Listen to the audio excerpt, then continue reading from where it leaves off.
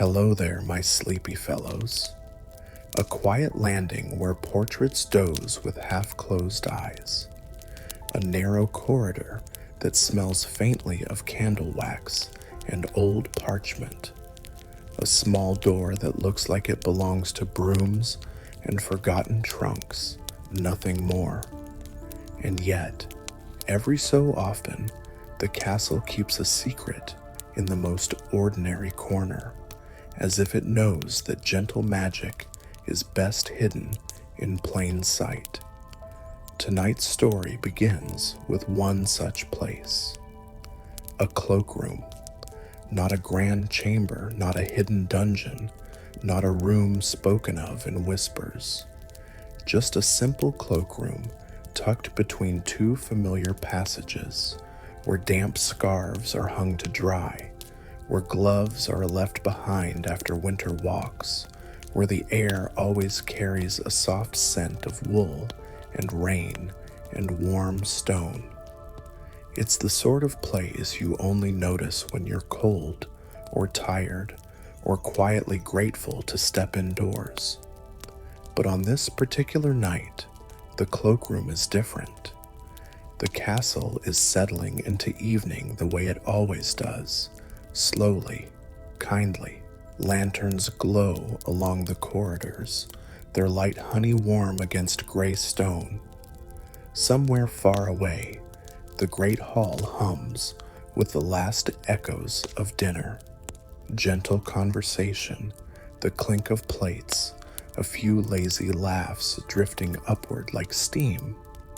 Outside, the sky is deep and dark, with stars scattered like silver pins, and the wind brushes softly against the tall windows as if it's trying not to wake anyone. If you listen carefully, you can almost hear Hogwarts breathing. A quiet creak in the rafters, a soft sigh as a staircase shifts into place, the distant flutter of an owl's wings. Everything is calm, everything feels safe, and in that safety, curiosity begins to feel like a warm thing rather than a restless one. So as you settle into this story, imagine yourself walking through Hogwarts at night, slow footsteps, a steady breath, the comfort of knowing you don't need to rush anywhere. Let the castle's quiet wrap around you like a familiar cloak. Let the lantern glow soften the edges of your thoughts. If you enjoy gentle, Harry Potter-inspired bedtime stories, calm journeys through cozy corridors, and quiet mysteries, you can like the video, subscribe, or explore more stories on the channel. But there's no hurry. Even that can wait until morning. For now, simply rest inside the scene, because somewhere between two ordinary hallways, a small cloakroom door waits, and behind it lies a passage not through danger, but through time, softly, kindly, as only Hogwarts can manage. A gentle castle passage, a quiet step, and the night begins to unfold. The corridor outside the cloakroom is familiar to Harry Potter, though tonight it feels softer somehow, as if the stone has remembered something pleasant and decided to share the feeling. Harry walks at an unhurried pace, hands tucked into the pockets of his jumper, listening to the quiet settle around him. There are no footsteps behind him, no voices calling his name, only the gentle sense that the castle is content with his presence. He isn't alone for long. Hermione Granger steps into the corridor from a nearby stairwell, a light cardigan wrapped around her shoulders. She carries no books tonight, no scrolls or notes pressed to her chest. Instead, her hands are empty, relaxed at her sides. When she sees Harry, she smiles in that familiar way, warm, thoughtful, as though she's pleased not just to see him, but to see him here. "Couldn't sleep either?" she asks softly. Harry shakes his head.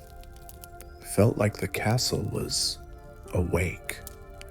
Hermione nods. She understands that, feeling better than most. Hogwarts has always spoken to her, not loudly, not with instructions, but with subtle invitations. Tonight, her curiosity feels gentle rather than urgent, like a candle glowing instead of a spark flaring.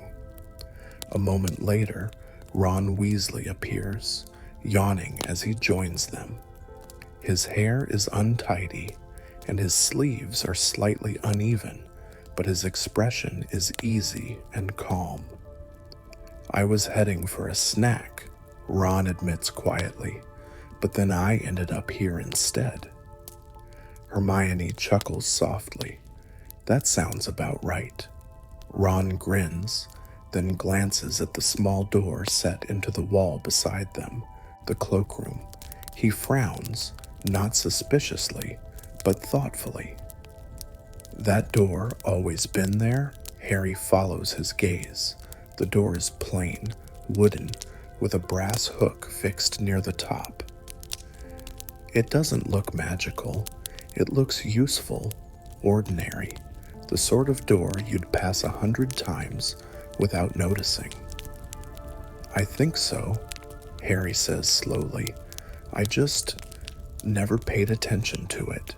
Hermione steps closer, noticing the small details, the faint scuff marks near the bottom, the way the handle has been worn smooth by countless hands.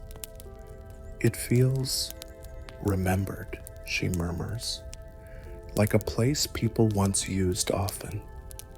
They stand together in the quiet, three friends bound by years of shared moments, dangerous ones, joyful ones, and countless ordinary evenings like this. Tonight, though, there is no looming threat, no puzzle demanding to be solved. Their bond feels restful, like sitting side by side without needing to speak. Ron stretches his arms and leans against the wall. "Well," he says lightly, "if it's just a cloakroom, worst thing that happens is we find a lost scarf." Hermione smiles. Harry feels a quiet warmth at the center of his chest. Whatever this night holds, they are not facing it out of duty or urgency, but out of calm curiosity, together. And behind the small, unassuming door, the cloakroom waits, patient, ordinary, and quietly aware that it has been noticed at last. For a long moment, none of them move. The cloakroom door stands quietly against the stone wall, doing nothing to draw attention to itself. No glow leaks from beneath it. No sound presses from the other side. It looks exactly as it always has, plain, practical, forgettable. And yet, the air around it feels slightly warmer. Harry notices it first, not as a sudden realization, but as a gentle contrast. The corridor behind them carries the cool stillness of night stone, while the space directly in front of the cloakroom holds a faint, comforting warmth, like standing near a hearth you can't quite see. Hermione steps closer, her movements careful but unafraid. She lifts her hand, not to touch the handle yet, but to feel the air. Her brow softens. "It doesn't feel locked," she whispers. "Not physically, and not magically either." Ron raises an eyebrow. "That's reassuring, I think." Harry smiles faintly. Hogwarts doesn't usually lock things that want to be found. The words feel true the moment he says them. Slowly, Hermione places her hand on the handle. The brass is smooth, pleasantly warm beneath her fingers, as if it has been waiting for contact. When she turns it, the latch moves without resistance. No click, no creak, just a quiet yielding, like a door opening in a familiar home. The cloakroom beyond is dimly lit, but not dark. A single lantern hangs from a hook near the ceiling, casting a soft amber glow across rows of wooden pegs lining the walls. Cloaks and scarves hang neatly, some clearly recent, others older, their fabric softened with age. The scent of wool, parchment, and faint traces of rain fills the air, comforting and nostalgic. "It's just a cloakroom," Ron murmurs, stepping inside. At least, it is at first. Harry crosses the threshold last, and feels it immediately. The moment his foot touches the wooden floor, the space seems to settle, not shift, not change shape, but settle, as if acknowledging their presence. The lantern's light deepens, becoming warmer, richer, without growing brighter. The air grows still. Behind them, the corridor remains exactly where it was. Ahead of them, the cloakroom stretches just a little farther than it should. Hermione notices it too. She looks toward the far wall, then back toward the door they entered through. "That's odd." Ron turns slowly, counting pegs with his eyes.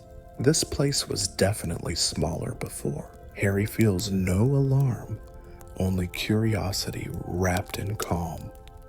The magic here isn't rushing. It isn't pulling them forward. It's simply allowing the space to breathe.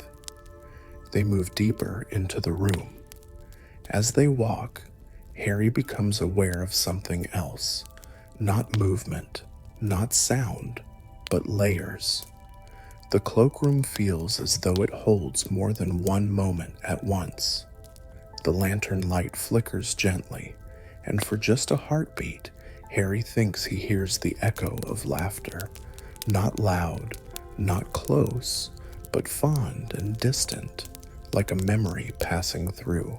Hermione pauses beside a deep blue cloak hanging from a peg. The fabric is thick and finely woven, its edges embroidered with a style Harry doesn't recognize. "This isn't modern," she murmurs. "The stitching, it's older, much older." Ron reaches out and touches a faded scarf nearby. "Feels like my Gran's knitting," he says softly. "Only better." As his fingers brush the fabric, the air shifts. The lantern light dims, not into darkness, but into something softer, like twilight. The walls seem to drift slightly farther apart, and the pegs along the wall extend onward, revealing more cloaks than should fit in the space. Harry's breath catches, not in fear, but in wonder. The cloaks are changing, not moving, not vanishing, but becoming. Some grow richer in color, others fade slightly, their fabric thinning as though time itself is passing over them. One cloak briefly appears mended, with a patch that wasn't there before, then settles back into its original state. Hermione's voice is barely audible. "This room, it's not showing us objects. It's showing us moments," Harry finishes. Ron swallows gently. "So this place, it remembers." The realization lands softly. This cloakroom is not a passage in the usual sense. It does not lead from one corridor to another. It leads through time, not by transporting them elsewhere, but by allowing time to pass gently through it, like a tide, brushing the shore. The cloaks are markers. Each one holds the echo of a moment when someone stood here, cold from the rain, tired from the day, relieved to be indoors. Each scarf, each glove, each hook remembers the hands that used it. Harry closes his eyes for a moment and feels it. A student from decades ago shrugging off a heavy winter cloak, laughing quietly with a friend. Another pausing here alone, gathering courage before stepping back into the corridor. Someone much younger, fumbling with sleeves too long, feeling small and safe all at once. The sounds are not heard with ears, they are felt. Hermione's hand moves to her chest. "It's gentle," she whispers. "It's not dragging us anywhere." Ron nods slowly. Feels like it's saying, "Look, but don't rush." Harry opens his eyes. At the far end of the cloakroom, a mirror has appeared. It is not tall or ornate, just a simple mirror framed in dark wood, its surface slightly clouded. The reflection it offers is clear, but not sharp, as though softened by breath. They approach it together. At first, Harry sees only himself, older, calmer than he feels, eyes steady. But then the reflection shifts, subtly. His school robes blur, replaced for a moment by an older style uniform. The background behind him changes too, stone walls brighter, lanterns shaped differently. Hermione gasps softly. Her reflection shows her holding a book bound in a style she's never seen, her hair pinned differently, her posture confident but unfamiliar. Ron's reflection beside her shows him taller, broader shouldered, wearing robes patched and practical, smiling in a way that feels lived in.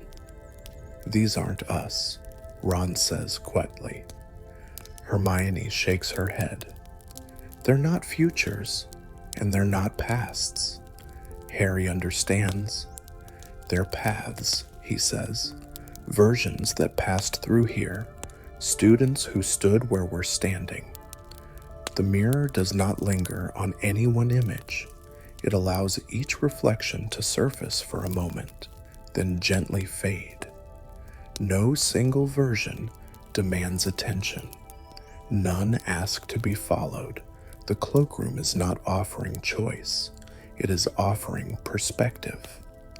The lantern brightens again, returning the room to its original warmth.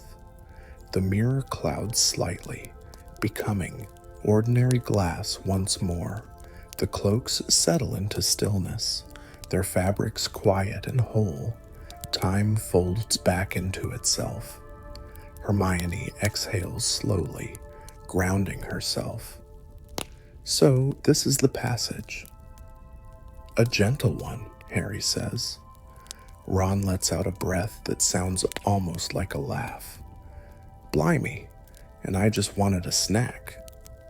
They all smile softly. The door behind them remains open, the corridor unchanged. No time has passed there. No sound has escaped. The cloakroom has shown them its secret, not with spectacle, not with urgency, but with kindness. It has allowed them to see time without being pulled through it. And now it waits, patient, still, ready to reveal more or to let them leave, carrying the quiet understanding with them. The night remains calm, and the gentle castle passage has only just begun to open its deeper layers. The cloakroom grows quieter, not emptier, but more attentive. After the mirror fades back into ordinary glass, the room seems to pause, as if waiting to see whether the three of them will stay or go. The lantern overhead sways gently, though there is no breeze, and its light settles into a steady, honeyed glow that makes the wooden walls feel older and kinder all at once. Hermione is the first to notice the change. "The ticking," she says softly. Ron tilts his head. "What ticking?" Harry listens. At first, he hears nothing. Then, very faintly, he becomes aware of a rhythm, not loud enough to be sound, not sharp enough to be counted, but present all the same. A steady pulse, slow and patient, like a clock heard through thick walls. "It's not a clock," Harry murmurs. "It's time itself, moving." As if in response to his words, one of the cloaks near the far wall stirs. It doesn't sway like fabric caught by air. Instead, it relaxes, its folds loosening, slightly, as though someone has just slipped out of it moments ago. The color deepens, from a muted brown to a warm chestnut, and faint traces of rain appear along the hem, glistening briefly before fading. Hermione steps closer, her voice barely more than breath. "That just happened now." Ron nods. "Yeah, and I don't like how normal it feels." Harry reaches out, not to touch the cloak, but to steady himself against the wall beside it. The stone is warm beneath his palm, not hot, not enchanted in any obvious way, but comforting, like the walls remember hands resting there. Another cloak shifts, then another, not all at once, one by one, slowly, respectfully. Each movement brings with it a soft impression, a sigh of relief, a quiet laugh, the ache of tired feet finally at rest. The cloakroom is not replaying Evis as scenes. It is releasing emotions, gently unthreading them from the fabric. This room doesn't just remember time, Hermione realizes. It remembers how it felt to pass through it. The lantern flickers again, and the space stretches, not lengthwise this time, but sideways. The walls bow outward, revealing narrow alcoves between the pegs, spaces that hadn't been there before. Inside each alcove hangs a single object: a glove, a scarf, a hat, a cloak clasp. Each one hums faintly, with its own presence. Ron swallows. "I'm starting to think this place is sorting memories." Harry studies the nearest alcove. Inside hangs a simple woolen scarf, gray with thin blue stripes. As he looks at it, warmth spreads through his chest. Not excitement, not sadness, but the feeling of being wrapped up after a long day. He doesn't see images, he doesn't hear voices. He remembers, though the memory is not his. Someone once stood here late at night, worried and cold, unsure of themselves. They wrapped this scarf tighter and felt, just for a moment, like everything might be all right. Harry pulls his hand back, surprised by the tenderness of it. Hermione is having a similar experience beside him. She blinks rapidly, her expression softened, eyes shining but calm. "It's not overwhelming," she says. "It's like the room is careful not to take too much." Ron snorts quietly. "Well, that's thoughtful of it." They share a gentle smile, then the ticking grows clearer, not louder, closer. From the far end of the room, beyond where the mirror once stood, a second door slowly reveals itself. It does not appear suddenly. The wood simply darkens, its grain sharpening, its outline becoming more distinct until a narrow arched door stands where the wall had been. This door is older than the first. Its handle is iron, worn smooth by centuries of hands. Symbols are carved into the frame, not runes, not spells, but dates, hundreds of them, each one faint, overlapping, etched so lightly they seem almost imagined. Hermione steps forward instinctively, then stops herself. This one's different. Harry nods. He feels it too. The first door invited them in. This one is asking a question. As they approach, the ticking aligns with their footsteps, not matching them, but acknowledging them. The lantern's light dims further, becoming almost candle-soft, and the air thickens with a sense of presence, not watching, not judging, simply aware. Ron clears his throat. So, what happens if we open it? Hermione studies the dates carved into the frame. I don't think it shows us the past like the mirror did. Harry looks at the handle. His reflection glints faintly in the iron, distorted but steady. I think it shows what's between moments. He reaches out, not impulsively, but with quiet certainty, and rests his hand on the handle. The moment he does, the ticking stops. The silence that follows is deep, but not empty. It feels like standing in freshly fallen snow, where sound simply chooses not to exist.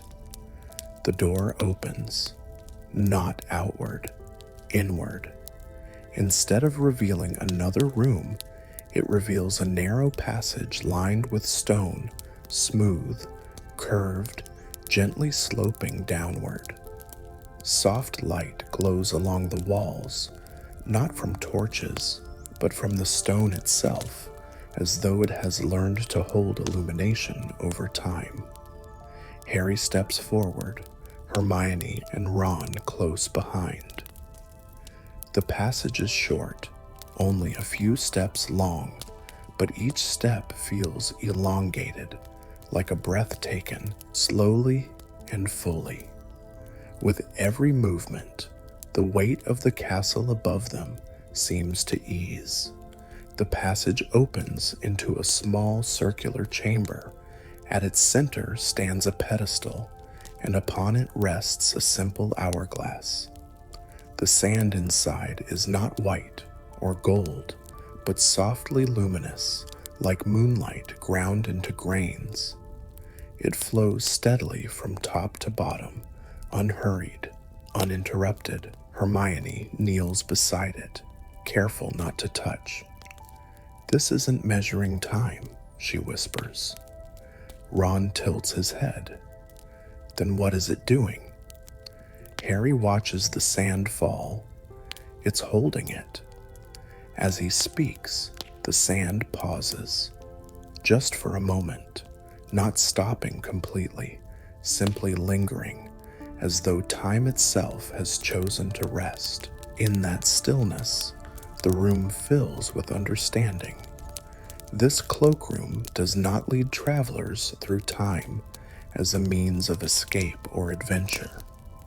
It exists to offer pause, to give the castle and those within it a place where moments can settle before moving on. Students who passed through here did not travel to different eras. They carried the weight of one moment gently into the next.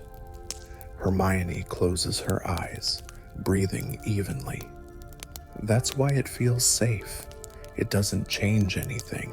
It just softens the edges. Ron lets out a slow breath. Reckon everyone could use a place like that. The sand resumes its flow. The chamber brightens slightly, then dims again, signaling completion. The passage behind them remains open, inviting but not insistent. Harry feels no urge to linger longer than necessary. This place has shown them its deeper truth. As they step back into the cloakroom, the second door fades gently into the wall, leaving no trace behind. Not erased, just resting. The alcoves close, the cloaks return to stillness, and the lantern regains its original glow. The ticking is gone. The room feels complete. The cloakroom has revealed its second secret, not a path through history, but a sanctuary within it. And with that quiet gift given, the space settles once more, ready to hold its next gentle passage through time. When the ticking fades and the second door disappears back into the stone, the cloakroom does not immediately return to its earlier stillness. Instead, it holds a quiet expectancy. Harry senses it as a light pressure in the air, like the moment just before snowfall begins, calm, but aware that something is gently approaching. The lantern above them burns steadily now, yet its glow seems to reach a little farther than before, illuminating corners that had once remained in shadow. Hermione straightens slowly, brushing invisible dust from her robes. "I think the room is finished showing us things," she says thoughtfully, "but it isn't finished with us." Ron gives a soft, uncertain chuckle. "That's comforting, I think." Harry doesn't answer right away.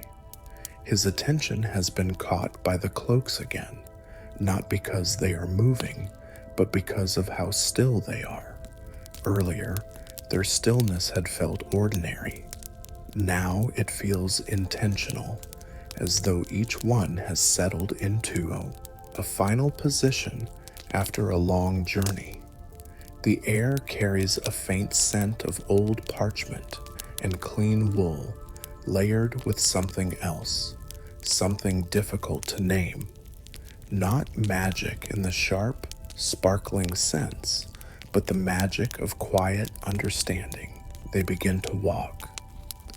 This time, the cloakroom does not stretch or reshape itself.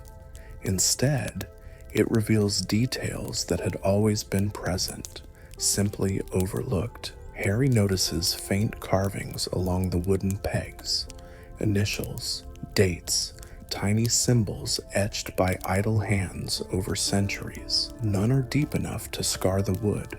All are careful. People left marks, Ron murmurs, tracing one with his finger, but not to claim the place, just to say they were here. Hermione nods. "It's like the room of requirement," she says softly, but without the urgency. This place doesn't appear when you need something. It appears when you're ready to carry something forward. As they move, the lantern's light shifts subtly, growing warmer with every step. The cloakroom seems to be guiding them, not toward another door, but toward a state of mind. Harry feels his thoughts slow, settling like leaves drifting onto water. Then, very gently, the suspense begins. Not with a sound or movement, but with absence. One of the cloaks is missing. It's not torn away or fallen to the floor. The peg simply stands empty, the wood beneath it lighter where fabric once rested. The gap feels deliberate. Ron notices it too. Wasn't there something here before? Hermione looks closely. Yes, a green cloak, heavy wool. Harry feels a ripple of recognition, not memory, but awareness. The empty peg hums faintly, like a breath waiting to be released. As they stand there, the air around the peg grows subtly cooler, and for the first time since entering the room, Harry feels a gentle pull, not a tug, not a command, just an invitation. Hermione speaks quietly. I think someone hasn't finished with this place yet.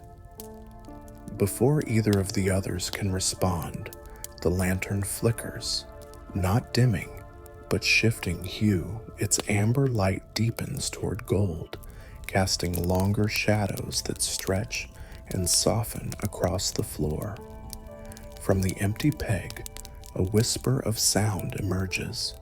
Not a voice, a moment. Harry closes his eyes, and the room responds, not by overwhelming him, but by letting something surface naturally. He senses a student standing here alone long ago, not frightened, not sad, simply uncertain.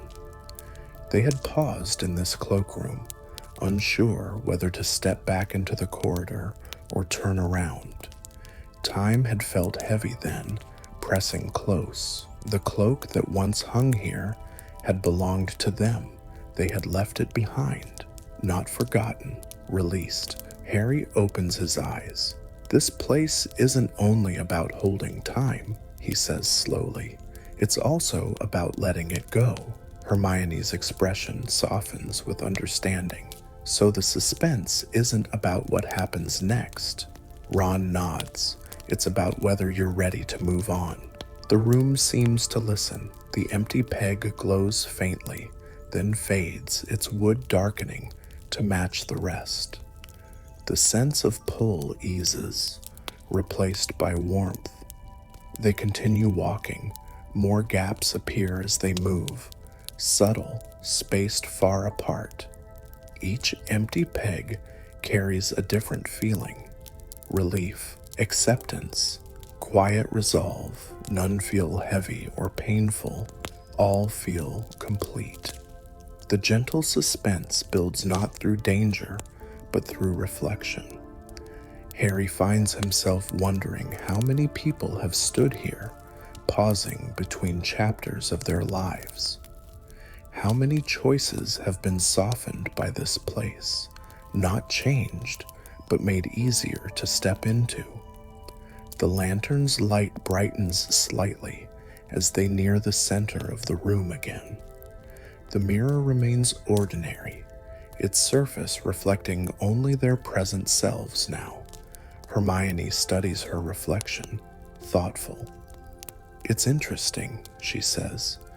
The room showed us paths before, but now it's showing us endings. Ron rubs the back of his neck. Never thought I'd say this, but Hogwarts is surprisingly good at goodbyes. Harry smiles faintly, as if in response. The floor beneath them warms, the wood gently radiating comfort. The suspense shifts again, not toward loss, but toward completion. Then the cloakroom door, the first one, begins to close. Not suddenly, not with a creak or slam. It moves slowly, inch by inch, as though the room is offering them time to decide whether they wish to leave now or remain a little longer. Hermione glances back at it, then at Harry. We're not being pushed out. No, Harry agrees.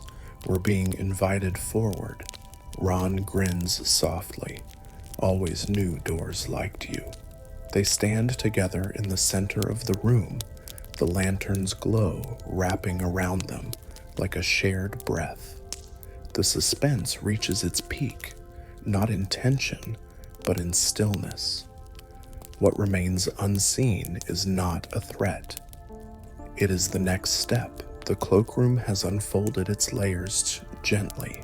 First memory, then pause, then release. Now it waits to see what they will carry with them when they step back into the night corridors of the castle. The door pauses, half closed. The room is quiet, and in that quiet, the sense of gentle suspense lingers, not urging them onward, but reminding them that time, once softened, is ready to move again, calmly, naturally, one step at a time.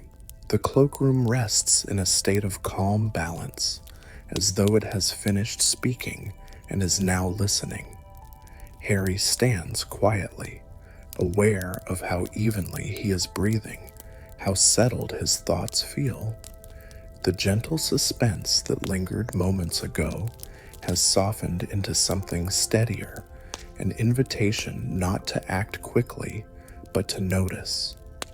Hermione is the first to move again, though even her steps are unhurried. She walks just along the row of pegs, not searching for anything in particular, simply observing. Her fingers trail lightly along the wood without touching, respecting the quiet of the space. "This room doesn't ask for spells," she says thoughtfully, "or cleverness, or even bravery." Ron lets out a low hum of agreement. Bit of a shocker, that. Harry smiles. It asks for honesty. They explore without separating too far from one another, instinctively keeping the triangle they've formed since childhood. The cloakroom no longer stretches or reshapes itself. Instead, it rewards attention. The more slowly they move, the more the space seems to reveal, not new magic, but deeper clarity. Hermione pauses beside a narrow bench tucked against the wall, its wood smoothed by generations of use. She sits, resting her hands in her lap, and exhales gently. "This is where people waited," she says, "not just for friends, for themselves." Harry understands. Some waited to calm down after arguments. Others waited to gather courage. Some waited simply because they weren't ready to return to the noise of the castle. Ron leans against the wall nearby. Makes detention rooms seem a bit cruel by comparison. The lantern's light shifts slightly, casting the bench in a soft glow. Nothing dramatic happens. No hidden door opens. No new vision appears. And yet, the choice feels significant. Hermione closes her eyes briefly, then opens them again. "I think this is where we decide how we leave." Harry feels it too.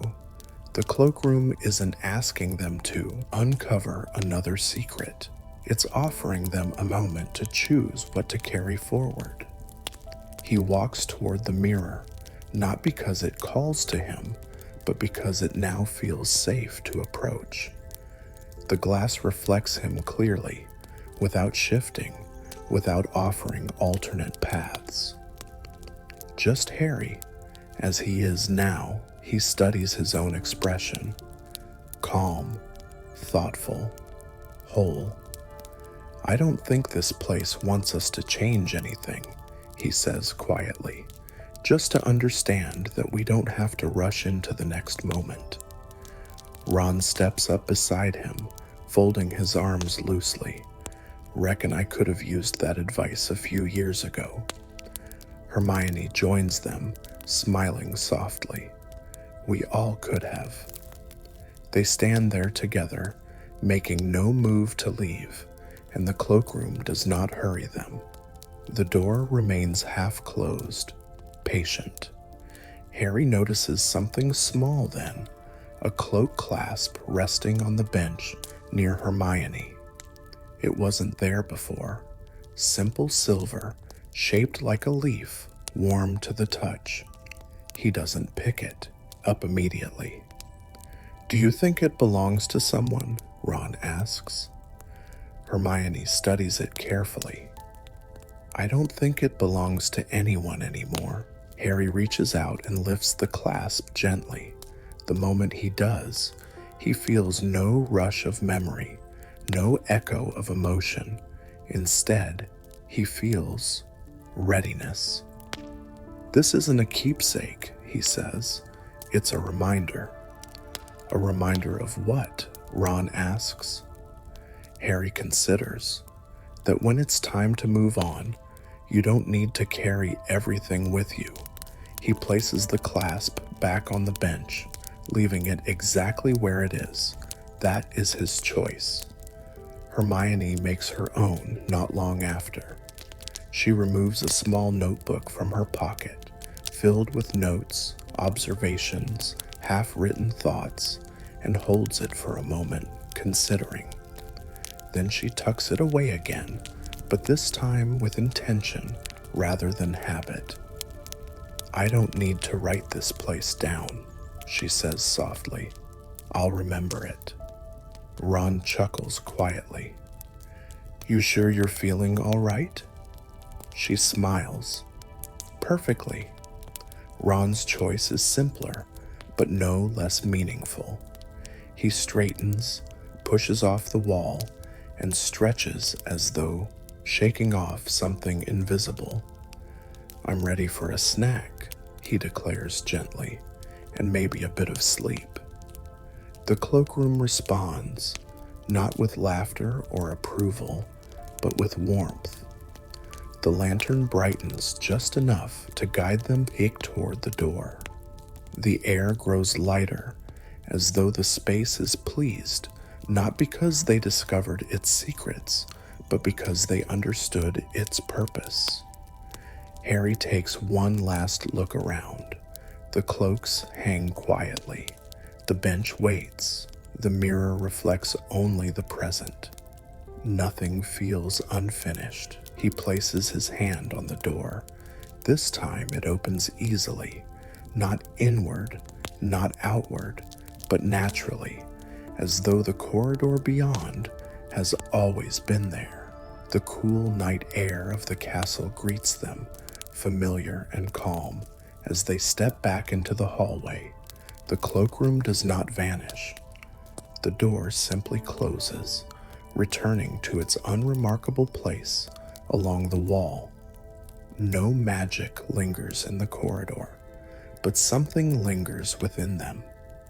They walk together down the passage, footsteps soft against stone, conversation unnecessary. Each carries forward exactly what they chose and leaves behind what they no longer need. Behind them, unseen but content, the gentle castle passage settles once more into quiet watchfulness, ready for the next moment when someone needs not a journey through time, but a peaceful pause within it.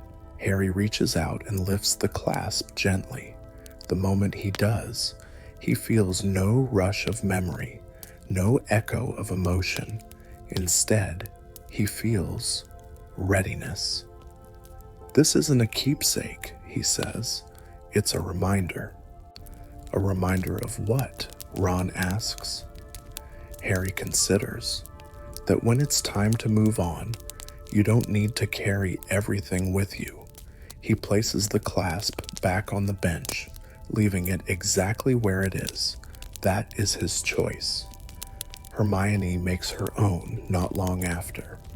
She removes a small notebook from her pocket, filled with notes, observations, half-written thoughts, and holds it for a moment, considering. Then she tucks it away again, but this time with intention rather than habit. I don't need to write this place down, she says softly. I'll remember it. Ron chuckles quietly. You sure you're feeling all right? She smiles. Perfectly. Ron's choice is simpler, but no less meaningful. He straightens, pushes off the wall, and stretches as though shaking off something invisible. I'm ready for a snack, he declares gently, and maybe a bit of sleep. The cloakroom responds, not with laughter or approval, but with warmth. The lantern brightens just enough to guide them back toward the door. The air grows lighter, as though the space is pleased, not because they discovered its secrets, but because they understood its purpose. Harry takes one last look around. The cloaks hang quietly. The bench waits. The mirror reflects only the present. Nothing feels unfinished. He places his hand on the door. This time it opens easily, not inward, not outward, but naturally, as though the corridor beyond has always been there. The cool night air of the castle greets them, familiar and calm, as they step back into the hallway. The cloakroom does not vanish. The door simply closes, returning to its unremarkable place along the wall. No magic lingers in the corridor, but something lingers within them. They walk together down the passage, footsteps soft against stone, conversation unnecessary. Each carries forward exactly what they chose and leaves behind what they no longer need. Behind them, unseen but content, the gentle castle passage settles once more into quiet watchfulness, ready for the next moment when someone needs not a journey through time, but a peaceful pause within it. He thinks of the empty pegs, the released cloaks, the soft and understanding woven into the room. People don't leave parts of themselves behind there because they are broken. They leave them because they are finished. Ron shifts his weight, hands in his pockets. Funny thing is, he says, I don't feel like we're missing anything. Hermione shakes her head. We're not. Harry looks out at the grounds again. The forest edge is dark but peaceful, the trees standing like quiet sentinels. Everything is exactly as it should be. The revelation deepens, not about the cloakroom alone, but about Hogwarts itself. The castle does not only teach spells, it teaches patience, it teaches listening, and sometimes it teaches by offering a quiet place where nothing needs to be done at all. Harry turns back to his friends. I think that's why the room didn't follow us. Ron raises an eyebrow. It could do that? No, Harry says gently, because it doesn't need to. Once you understand it, you carry it with you. Hermione closes her eyes for a brief moment, then opens them again, peaceful. That might be the kindest magic this castle has. They begin walking again, their pace unhurried, footsteps echoing softly as they head toward the stairs. There is no rush to return to the common room, no urgency pulling them forward. Each step feels deliberate, each breath feels complete.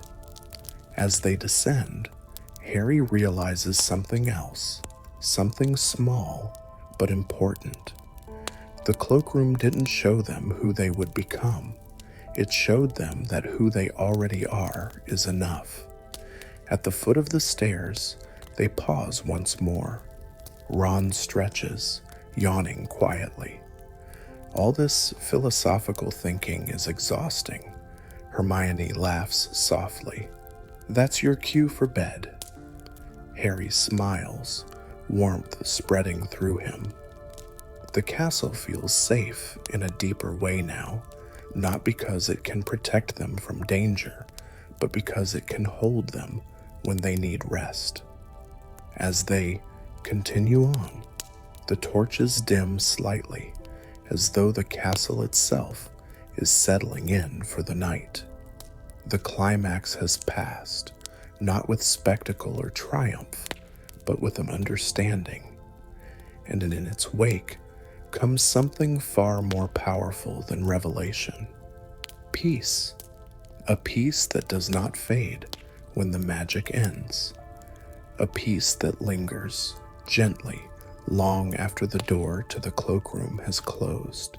By the time they reach the familiar stretch of corridor that leads toward their common room, The castle has fully settled into its nighttime rhythm. The torches burn lower now, their flames steady and unhurried, casting soft halos of light that seem to rest rather than flicker. Harry notices how quiet everything feels, not silent, but peaceful.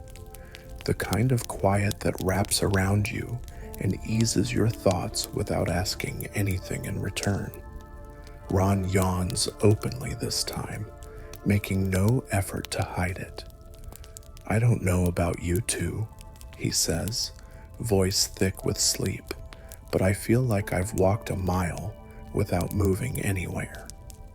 Hermione smiles gently. "That's what rest feels like when you actually let yourself have it." They slow as they walk, not because they are tired, but because there is no need to hurry. Every step feels soft, grounded, complete. The stone beneath their feet is cool and familiar, carrying the faint warmth of countless footsteps before theirs. Harry glances back once, half expecting to feel the pull of the cloakroom again, but there is nothing tugging at him now. No unfinished business, no lingering questions, only a quoted sense of completion. They reach a wide archway where the corridor opens slightly, offering a view of the darkened staircases beyond. The castle stretches upward and outward, vast and calm, holding its secrets gently for another day. Hermione pauses here, resting her hand lightly against the wall. "I think that was exactly what we needed tonight," she says softly. Ron nods. "Didn't even know we needed it." Harry leans beside them, feeling the steady presence of the stone. "That's the best kind of magic," he says, "the kind that doesn't announce itself." The warmth from the lanterns seems to deepen, as though the castle is acknowledging the moment. Nothing changes outwardly, yet everything feels settled into place. They continue on, their conversation tapering off naturally. Words are no longer necessary. The understanding they share is quiet, personal, complete.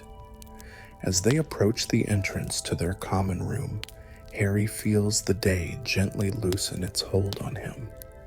Thoughts drift slower, muscles relax. Even memories seem to rest more softly now. Ron murmurs a drowsy goodnight as they part ways briefly, his steps already heavy with sleep. Hermione lingers just long enough to smile at Harry. "Sweet dreams," she says. "I think the castle is watching over us tonight." Harry returns the smile, feeling calm settle deep in his chest. It always is. He enters the common room, the fire reduced to glowing embers that bathe the room in a warm, amber hush. The familiar armchairs stand quietly, waiting. Everything feels exactly as it should. As Harry heads toward the stairs, he thinks once more of the cloakroom, not with curiosity now, but with gratitude. It doesn't matter where it is, or when it appears again. What matters is the pause it taught them, the ability to stop, to breathe, to move forward gently. He climbs the stairs slowly, each step light and unhurried. When he reaches his dormitory, the room greets him with the quiet comfort of home. The curtain around the beds hangs still. Moonlight spills softly across the floor. Harry settles beneath the covers, the day finally releasing its grip. The castle does not stir. It does not ask anything more of him. It simply holds the night steady, allowing rest to come easily and naturally.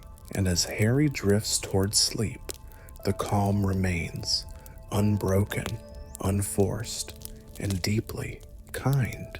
carrying him gently into a peaceful, dreamlike quiet where nothing needs to be solved and everything is already enough.